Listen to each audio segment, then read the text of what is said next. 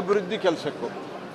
ನಾನು ಒಬ್ಬ ಪ್ರಮುಖ ಮಂತ್ರಿಗಳಿಗೆ ಒಂದು ಸಣ್ಣ ಕೆಲಸಕ್ಕೆ ಫೋನ್ ಮಾಡಿದ್ದೆ ಹುಬ್ಬಳ್ಳಿ ಧಾರವಾಡದಲ್ಲಿ, ಅಂದರೆ ಲೋಕಸಭಾ ಕ್ಷೇತ್ರದಲ್ಲಿ. ದುಡ್ಡ ಇಲ್ಲರಿ ಅಂತ ಹೇಳ್ತಾರೆ. ಅನೇಕ ಎಮ್ ಎಲ್ ಎಗಳ ಕಡೆ ಕಾಂಗ್ರೆಸ್ಸಿನ ಎಮ್ ಎಲ್ ಎಗಳು ಬಂದು ಕೇಂದ್ರ ಸರ್ಕಾರದಿಂದ ಸ್ವಲ್ಪ ನಮ್ಮ ಏರಿಯಾದಾಗ ಏನರೇ ರಸ್ತೆಗೆ ದುಡ್ಡಿದ್ರೆ ಕೊಡಿಸ್ರಿ ಅಂತ ಕೇಳ್ತಾರೆ. ನಾನು ಹೇಳಿದೆ ಕೇಂದ್ರ ಸರ್ಕಾರದಿಂದ ನೇರವಾಗಿ ಕೊಡಿಸ್ಲಿಕ್ಕೆ ಬರೋದಿಲ್ಲ, ರಾಜ್ಯ ಸರ್ಕಾರ ರೆಕಮೆಂಡ್ ಮಾಡಬೇಕು. ಯಾವುದೇ CRF ಅದು ಇದ್ದರೆ ನಾನು ಮಾಡಿಸ್ಕೊಡ್ತೀನಿ ಅಂತ ಹೇಳಿದ್ದೀನಿ. ಈ ಸ್ಥಿತಿ ಕಾಂಗ್ರೆಸ್ನವರು ತಂದುಕೊಂಡು ಕೇಂದ್ರದ ಮೇಲೆ ಗೂಬಿಯನ್ನು ಕೂಡಿಸ್ತಾ ಇದ್ದಾರೆ. ಈಗ ಕೊಡ್ತಾ ಇದ್ದೀವಲ್ಲ, ಅಕ್ಕಿ ತೊಗೊರಿ ಬೇಕಾದಷ್ಟು, ನಿಮ್ಗೆ ಯಾರು ಬೇಡ ಅಂತಾರೆ. ಆದರೆ ಈಗ ಅಕ್ಕಿ ತೊಗೊಳ್ಳಲ್ಲ ಅವರು. ನೀವು ನೋಡಿರಿ ಇದು ಯಾಕೆ ಪಾಲಿಟಿಕ್ಸ್ ಶುರು ಆಗಿದೆ ಅಂದ್ರೆ they don't want to purchase, ದುಡ್ಡಿಲ್ಲ ಅವ್ರ ಹತ್ರ. ಸೊ ಇದು ಒಂದು. ಎರಡನೇದ್ದು ಭಾರತ ಅಕ್ಕಿ ಬಗ್ಗೆನೂ ಕಾಮೆಂಟ್ ಮಾಡ್ಯಾರ ಅವರು. ಭಾರತ್ ರೈಸು, ಭಾರತ್ ಆಟ, ಇದರಲ್ಲಿ ಮೊದಲನೇ ಆರ್ಡರು, ಫಸ್ಟ್ ಆರ್ಡರು 30 ಜೂನ್ವರೆಗೆ ಇತ್ತಿದ್ದು. 30 ಜೂನ್ವರೆಗೆ ಇತ್ತು. 30 ಜೂನ್ವರೆಗೆ ನಾವು ಸ್ಟಾಕ್ ಸಪ್ಲೈ ಮಾಡಿದ್ದೇವೆ. ಮಾರ್ಕೆಟ್ನಲ್ಲಿ ಇನ್ನೂ ಸ್ಟಾಕ್ ಇದೆ ಅದು. ಮತ್ತು ಈಗ ಜುಲೈದಲ್ಲಿ ಅದನ್ನು ಕಂಟಿನ್ಯೂ ಮಾಡ್ತಾ ಇದ್ದೀವಿ ನಾವು. ಕನಿಷ್ಠ ಪಕ್ಷ ಸಿದ್ದರಾಮಯ್ಯನವರು ತಮ್ಮ ಅಧಿಕಾರಿಗಳಿಗೆ ಏನಾಗ್ತಾ ಇದೆ, ಏನಿಲ್ಲ, ಕೇಂದ್ರ ಸರ್ಕಾರ ಏನು ನಿರ್ಣಯ ತೆಗೆದುಕೊಳ್ತಾ ಇದೆ, ಇದನ್ನು ತಿಳ್ಕೊಂಡಾದರೂ ಮಾತಾಡಬೇಕು. ಇದನ್ನು ಕಂಟಿನ್ಯೂ ಮಾಡ್ತಾ ಇದ್ದೀವಿ ನಾವು. ಬಹುತೇಕ 2-3 ದಿವಸದಲ್ಲಿ ಆರ್ಡರ್. ಈಗ ಮಾರ್ಕೆಟ್ದಲ್ಲಿ ಸ್ಟಾಕ್ ಇಸ್ ಇನ್ ಎಕ್ಸಿಸ್ಟೆನ್ಸ್.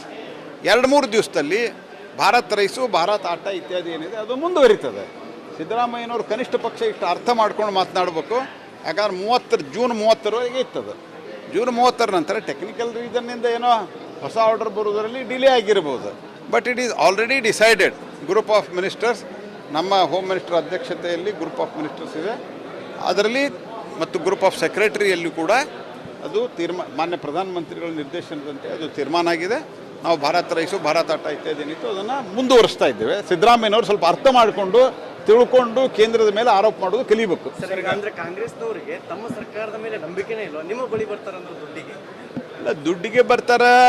ಅದು ಕೇಂದ್ರ ಕೆಲಸಕ್ಕೆ. ನಾನು ಹೇಳೋದು ನಿಮಗೊಂದು ರಸ್ತೆ ಮಾಡಲಿಕ್ಕೆ ಶಿವಮೊಗ್ಗದಲ್ಲಿ ಒಂದು ಬಸ್ ಡೀಸೆಲ್ ಖಾಲಿಯಾಗಿ ನಿಂತಿತ್ತು, ನಿಮಗೆಲ್ಲ ಗಮನಕ್ಕಿರ್ಬೇಕಂತ ನಾವು ಭಾವಿಸ್ತೇನೆ. ಅಂದರೆ ಒಂದು ಪೂರ್ತಿ ದರಿದ್ರ ಸರ್ಕಾರ ಆಗಿ ಪರಿವರ್ತನೆ ಹೊಂದಿದೆ. ನಾನು ನಿನ್ನೆನೋ ಅದ್ರ ಬಗ್ಗೆ ಹೇಳಿದ್ದೇನೆ. ಪ್ರವಾಹ ಅಂತಂದರೆ ಅದು ನಿನ್ನೆ ಅದ್ರ ಫುಲ್ ಫಾರ್ಮ್ ಹೇಳಿದ್ದೇನೆ ನಾನು. ಅದು ಅಥಾರಿಟಿ. ಅದು ಯಾವುದೇ ನದಿಯ ನೀರಿನ ಡಿಸ್ಪ್ಯೂಟ್ಗಳೇನಿರ್ತಾವೆ ಅದಕ್ಕೆ ಟ್ರೈಬ್ಯುನಲ್ ಮಾಡ್ತಾರೆ. ಆ ಟ್ರೈಬ್ಯುನಲ್ ಅವಾರ್ಡ್ ಕೊಟ್ಟ ನಂತರ ಆ ಅವಾರ್ಡ್ ಇಂಪ್ಲಿಮೆಂಟೇಷನ್ಗೆ ಒಂದು ಇದನ್ನು ರಚಿಸ್ತಾರೆ, ಟೀಮು ಅಲ್ಲ, ಅದಕ್ಕೊಂದು ಅಥಾರಿಟಿಯನ್ನು ರಚಿಸ್ತಾರೆ. ಆ ಅಥಾರಿಟಿ ಅಂದ್ರೆ ಪ್ರವಾಹದು. ಆ ಪ್ರವಾಹದು ಹಿಂದಿ ಪ್ರವಾಹ ಅಲ್ಲದು, PRAH, ಹಾಗೆ ಡಾಟ್ ಅಲ್ಲ, progressive river water authority and harmony. ಇದು ಅದರದ್ದು ಸಂಪೂರ್ಣವಾದಂಥ ಫುಲ್ ಫಾರ್ಮ್. ಸೊ ಹಾಗಾಗಿ ಅದು ವಿಸಿಟ್ ಮಾಡಿ ವಸ್ತುಸ್ಥಿತಿಯನ್ನು ನೋಡ್ತಾ ಅದು ಯಾವುದೂ ರಿಪೋರ್ಟ್ ಕೊಡೋದಿಲ್ಲ.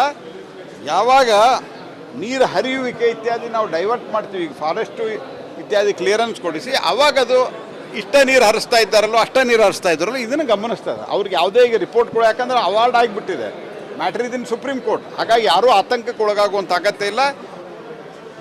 ಈಗೇನು ಫಾರೆಸ್ಟ್ ಕ್ಲಿಯರೆನ್ಸು ಮತ್ತು ವೈಲ್ಡ್ ಲೈಫ್ ಬೋರ್ಡ್ ಕ್ಲಿಯರೆನ್ಸ್ ಅದಕ್ಕೆ ನಾವು ಪ್ರಯತ್ನವನ್ನು ಮಾಡ್ತೀವಿ.